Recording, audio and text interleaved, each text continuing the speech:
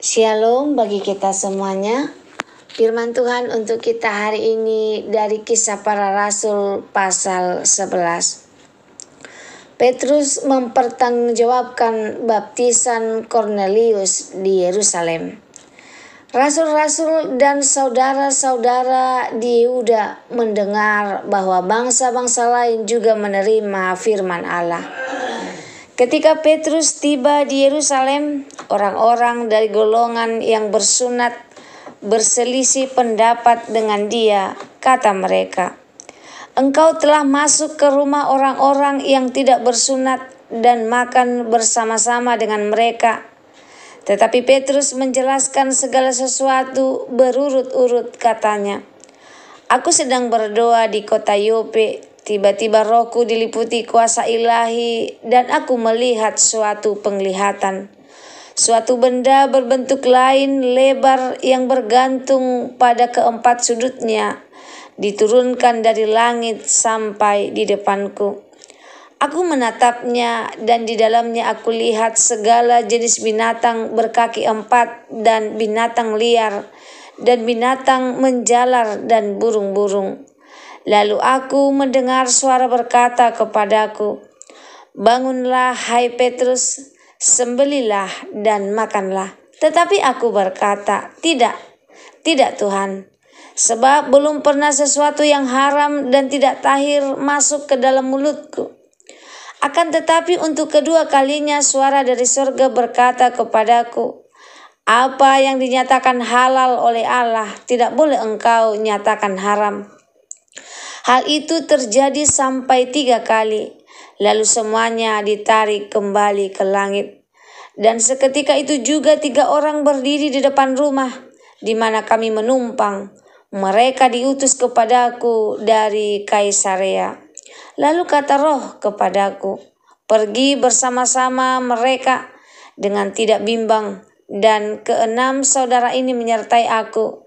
Kami masuk ke dalam rumah orang itu.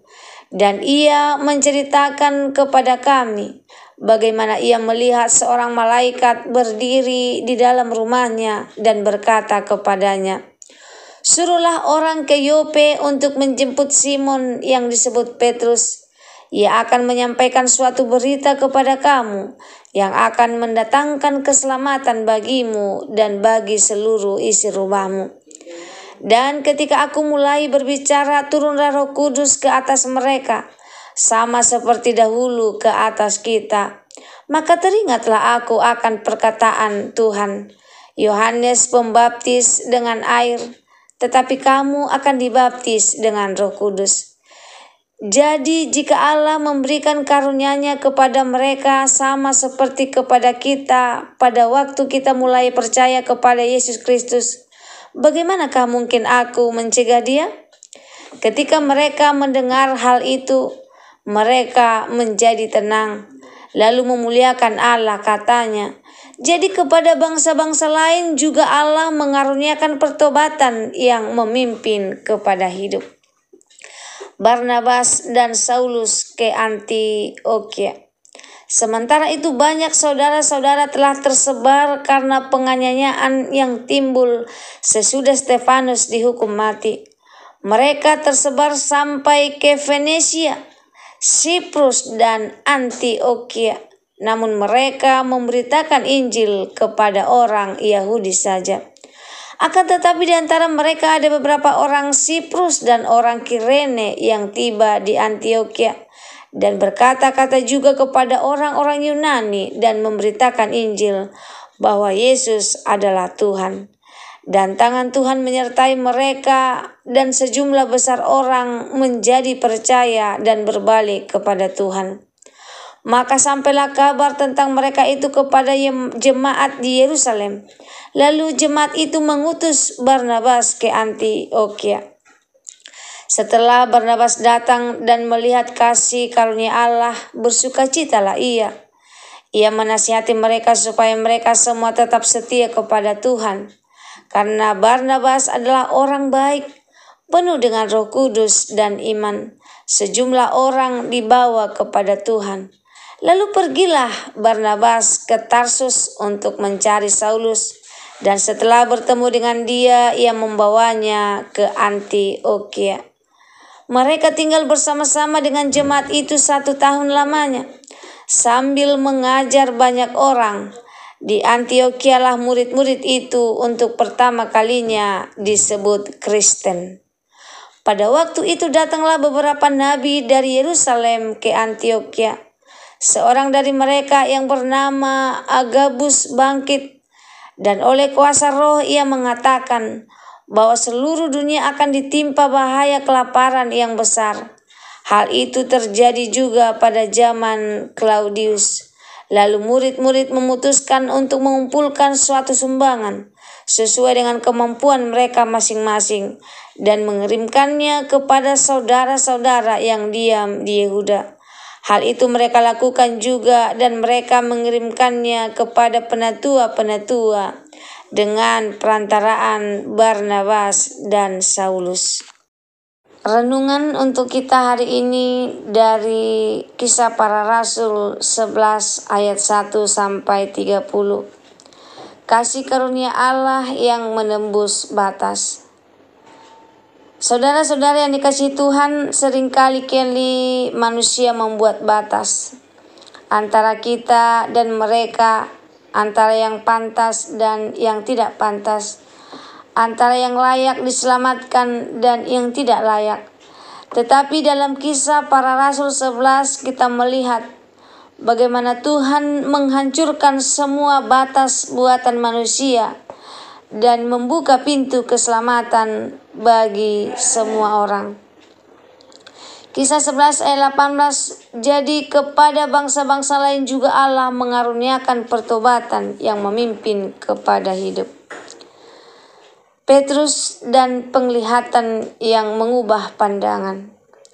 Petrus menerima penglihatan tentang kain lebar yang berisi binatang-binatang haram. Tuhan berkata, "Bangunlah hai Petrus, sembelilah dan makanlah." Namun Petrus menolak karena baginya hal itu tidak tahir. Tetapi Tuhan menegur, "Apa yang dinyatakan halal oleh Allah tidak boleh engkau nyatakan haram." Artinya, Allah sedang mengajarkan Petrus bahwa Injil tidak dibatasi oleh adat, suku atau kebiasaan. Keselamatan bukan untuk kelompok tertentu, tetapi untuk semua orang yang percaya kepada Kristus. Roma 10 ayat 12, sebab tidak ada perbedaan antara orang Yahudi dan orang Yunani, karena Allah yang satu itu adalah Tuhan dari semua orang. Roh Kudus meneguhkan pelayanan kepada bangsa lain. Saat Petrus masih merenungkan penglihatan itu, 3 orang datang dari Kaisarea diutus oleh Kornelius. Petrus pergi tanpa bimbang karena Roh Kudus sendiri yang memerintahkannya. Ketika Petrus memberitakan Injil, Roh Kudus turun ke atas mereka. Bangsa non-Yahudi sama seperti dahulu kepada para rasul di hari Pentakosta. Ini bukti bahwa Allah sendiri menerima mereka. Maka Petrus berkata, "Bagaimanakah mungkin aku mencegah dia?" Saudara, seringkali kita menahan kasih Tuhan dengan prasangka kita sendiri.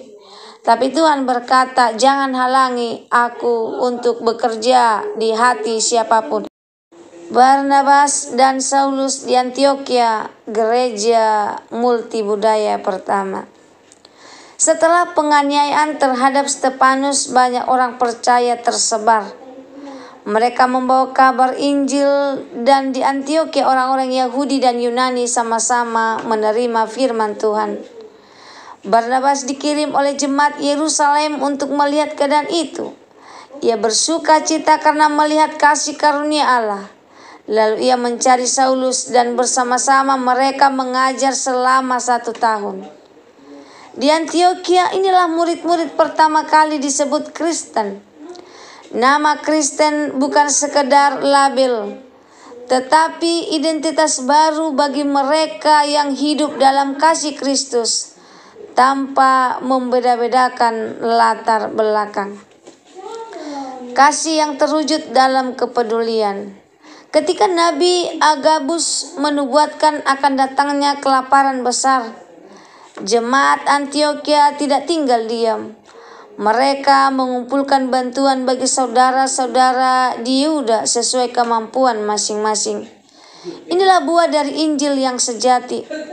Kasih yang nyata dalam tindakan. Mereka tidak hanya berkata, "Kami seiman," tapi juga bertindak untuk menolong.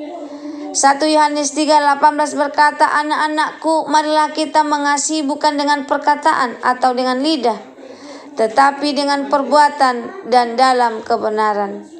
Pesan rohani untuk kita hari ini yang pertama, jangan membatasi kasih Allah.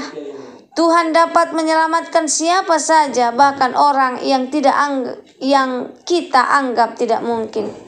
Yang kedua, buka hati terhadap pimpinan Roh Kudus seperti Petrus.